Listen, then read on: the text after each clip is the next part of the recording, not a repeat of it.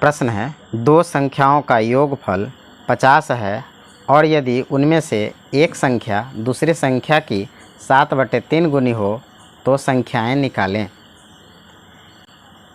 माना कि पहली संख्या बराबर x एवं दूसरी संख्या बराबर y। तो प्रश्न कह रहा है दो संख्याओं का योगफल 50 है, अर्थात x प्लस y 50 होगा। तो वही लिखते हैं, प्रश्न से x प्लस वाई बराबर 50, इसको समीकरण 1 मानते हैं। फिर है, उनमें से एक संख्या दूसरी संख्या की 7/3 गुनी हो। तो एक संख्या x लेते हैं और दूसरी संख्या y लेते हैं।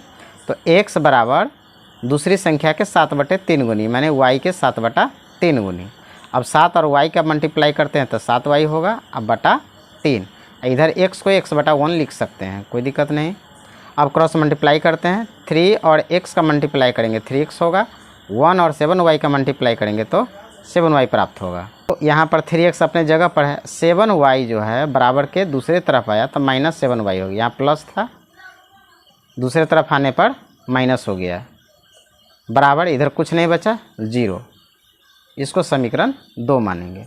अब समीकरण 1 हम प्राप्त कर लिए, x प्लस वाई बराबर 50। दूसरा समीकरण है 3x - 7y बराबर 0। इसे हल करते हैं लुप्तीकरण विधि से। लुप्तीकरण विधि में क्या होता है कि x या y दोनों में से किसी एक चर को लुप्त कर दिया जाता है, अर्थात उसे काट दिया जाता है। दूसरा चर जो बचता है उसका मान निकल जाता है। हम निर्णय लेते हैं y को लुप्त करना, तो पहले x का माना जाएगा। तो यहाँ पर देख रहे हैं कि 7y है। लुप्त करने के लिए नियम क्या है, पहले देखेंगे कि समीकरण 1 और समीकरण 2 में जो y चर मान वाला पद है वो बराबर है या नहीं। यहाँ पर -7y है, यहाँ पर +y है। सबसे पहले इसे बराबर करेंगे तो 7y है, यहाँ भी 7y होगा, तब बराबर होगा। इसका मतलब यह हुआ कि समीकरण 1 में हमें 7 से गुना करना पड़ेगा। यहाँ प्लस है और यहाँ माइनस है, तो 2 रंग के चिन्ह है तो कट ही जाएगा, कट जाएगा। यानी इसको जोड़ने पर पहले गुना करके बराबर कर लिया जाता है, फिर जोड़ा या घटाया जाता है। तो यहाँ पर हम जोड़ेंगे, क्यों? अगर घटाते हैं तो नीचे का चिन्ह बदल जाएगा, इसके समीकरण 2 के नीचे का चिन्ह बदल जाएगा, तो फिर ये भी प्लस हो जाएगा, ये भी प्लस हो जाएगा, कटेगा ही नहीं। जोड़ में चिन्ह नीचे का नहीं बदलता है, तो 2 रंग के चिन्ह पहले से ही है, यह कट जाएगा, इसीलिए इसको जोड़ेंगे। तो लिखते हैं समीकरण 1 में 7 से गुना करने पर। तो यहाँ देखिए लिखे हैं समीकरण 1 × 7 + 2 से। इसका मतलब हुआ समीकरण 1 में 7 से गुना करके समीकरण 2 को जोड़ने पर 50। तो 7 से गुना करेंगे तो 7x 7y बराबर 50 होगा।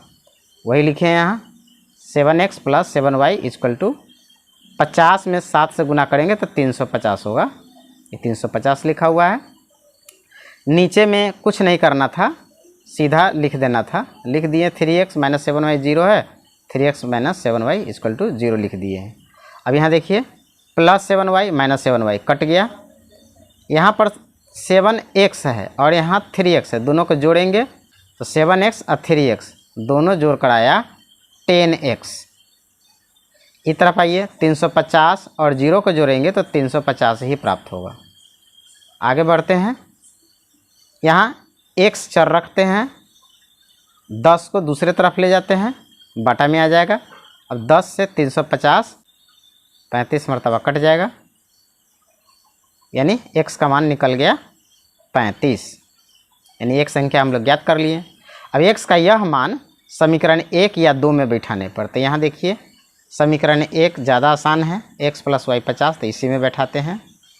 तो लिखे हैं समीकरण 1 में x का मान रखने पर, समीकरण 1 है x + y बराबर 50 जो लिख लिए हैं। x के जगह पर ये मान जो है 35 वो बैठा लिए हैं, तो 35 + y बराबर 50 हो गया। 35 को बराबर के दूसरे तरफ ले जाएंगे, प्लस है, दूसरे तरफ जाने पर माइनस हो गया है। 50 अपनी जगह पर है, 35 - 35 हो गया।